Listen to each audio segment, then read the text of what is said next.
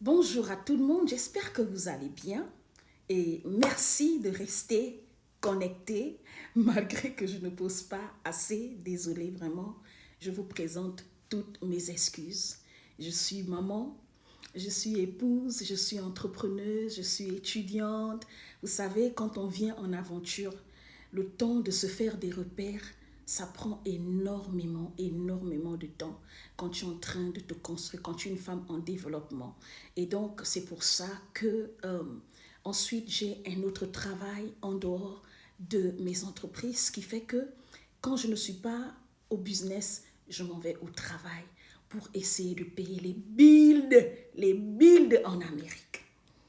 Pour ceux qui ne me connaissent pas, je suis Audrey.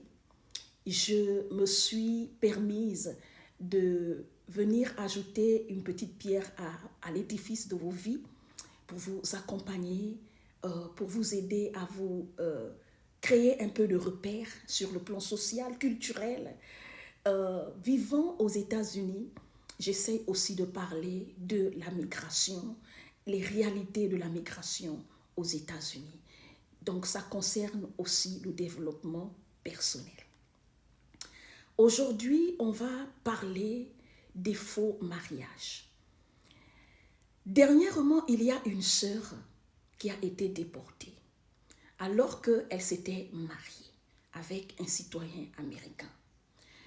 L'une des situations qui est récurrente lorsqu'on se marie, quand on veut peut-être avoir les papiers, ou bien si on se marie par voie normale, c'est-à-dire on rencontre quelqu'un et puis on s'aime et on décide de se marier.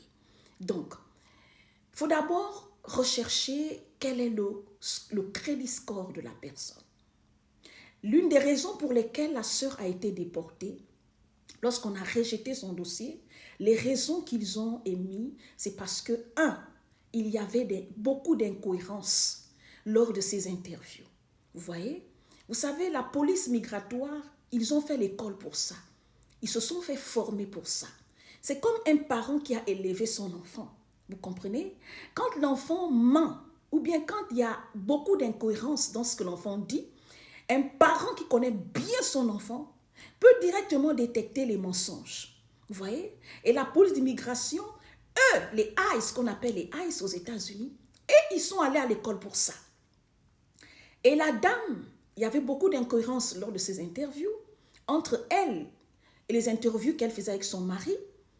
Ils avaient remarqué que les photos qu'ils avaient soumises dans leur caisse, parce qu'elle avait fait une demande de permis de travail, après avoir fait 7 ans sur le territoire américain, elle s'est enfin mariée. Bien sûr, après le mariage, il fallait soumettre leur dossier à l'immigration pour obtenir ces documents. Vous voyez? Et le problème, c'est que la dame, les photos qu'ils avaient soumises, lorsque la police, le bureau d'immigration, ils ont fait des analyses sur les photos, ils ont constaté que c'était des anciennes photos qu'ils ont fait avant la date qu'ils ont mis dans leur dossier, leur date de rencontre. Je prends un exemple. Moi, je suis Audrey. Et puis, je rencontre M. Pierre. Et donc, lorsque je soumets mon dossier à l'immigration, je dis, Monsieur Pierre et moi, nous sommes rencontrés le 5 mai 2025. Et les photos qu'on soumet, nous, on ne sait pas que l'immigration prenne le temps même d'aller analyser la durée des photos qu'on a soumises. Même certains documents. Vous comprenez? Maintenant, l'objectif de cette vidéo, c'est de faire quoi? C'est de vous aider à préparer vos interviews. Quand vous avez soumis une demande de permis de travail, une demande de green card, une demande de nationalité. Comment faire pour que vous soyez cohérent quand vous allez passer vos interviews?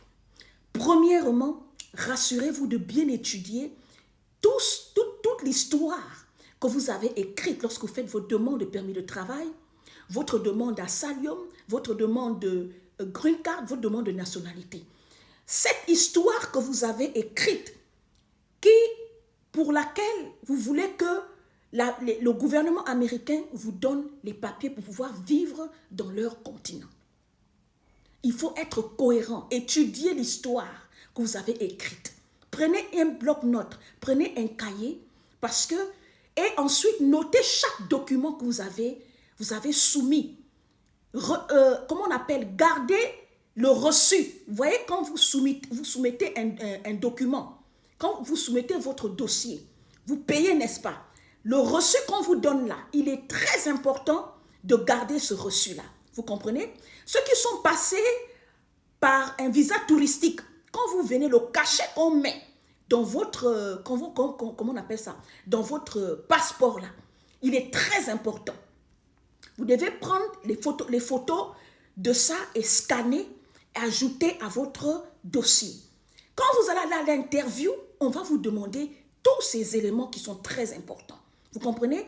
Et soyez cohérents par rapport à l'histoire que vous avez écrite, parce que ça peut prendre 1 an, ça peut prendre 2 ans, ça peut prendre 5 ans avant qu'on vous demande d'aller passer l'interview. Parce qu'il y a des gens, quand on vous donne le permis de travail, ou bien le permis de travail, ou bien l'assalium et tout, après, vous devez prendre un avocat, vous devez passer à l'interview au bureau d'immigration. Vous voyez? Parce que vous avez soumis une situation, vous avez soumis un problème. Et donc, vous devez expliquer pourquoi est-ce qu'on doit vous accorder le titre de séjour pour vivre sur le territoire américain. Donc, vous devez vous préparer l'histoire que vous avez montée dans votre demande, maîtriser cette histoire. Ensuite, si vous avez fait un mariage, qu'il soit un vrai mariage ou un mariage blanc, vous deviez être sûr de communiquer entre vous. Vous êtes un couple, même si vous avez fait un mariage blanc, rassurez-vous que tout ce que vous allez dire, vous connaissez. Ensuite, essayez de faire des comptes joints, un compte bancaire joint. Essayez, quand les bails, bien sûr, vous êtes un couple, vous avez un foyer. Joignez vos 2 noms dans le contrat de bail. Le contrat de bail de la maison, le contrat de bail de l'électricité, le contrat de bail de l'eau. Toutes vos factures, même les achats, vous devez joindre vos 2 noms. C'est-à-dire la personne avec qui tu t'es marié, ton conjoint, demande-lui de joindre tes noms dans tout ce que vous faites. Ça va un peu, en fait, rendre crédible votre histoire. Parce que quelqu'un qui s'est marié, vous dites que vous êtes marié, ça fait 1 mois, ça fait 2 mois, ça fait 3 mois, ça fait 1 an, ça fait 6 mois, ça fait 2 ans. On doit quand même, quand ils vont faire des enquêtes de moralité, ils doivent être... en fait, votre histoire doit être cohérente. Malheureusement, beaucoup de gens n'ont pas cette information. Et c'est l'une des raisons pour lesquelles cette sœur africaine vivant en Californie a été déportée. Elle ne savait pas qu'il fallait quand même qu'il y ait quelque chose qui prouve qu'ils vivent ensemble. Et lorsque aujourd'hui, l'immigration va même jusqu'à regarder vos conversations via le téléphone. Tu es en couple avec quelqu'un, vous ne communiquez pas. Vous ne vous dites pas bonjour. La messagerie, vous vous écrivez peut-être chaque 1 mois, chaque 2 mois. Parce que tu as payé un 10 000 $, un 20 000 $. Non, ce n'est pas parce que tu as payé que l'immigration va te donner les documents. Et beaucoup de migrants aux États-Unis sont souvent déçus. Ils vivent dans un trauma constant, dans une dépression constante. Parce que malgré les sommes d'argent que vous versez pour faire les mariages blancs, parfois on rejette vos caisses. Même parfois quand on fait des vrais mariages, on rejette vos caisses. Vous voyez? Ça c'est la première partie. Il faut qu'on en parle un peu parce que c'est quelque chose que beaucoup de gens n'aiment pas en parler parce que c'est un sujet sensible. Vous comprenez? Mon objectif, ce n'est pas de créer la peur, mais c'est de venir vous donner, vous préparer à vos interviews. Parce que c'est ce qui est très capital pour passer d'un statut de réfugié politique, de work permit, qu'on vous donne la green card. C'est très important. Et travaillez, dites à vos conjoints de travailler leur historique de crédit.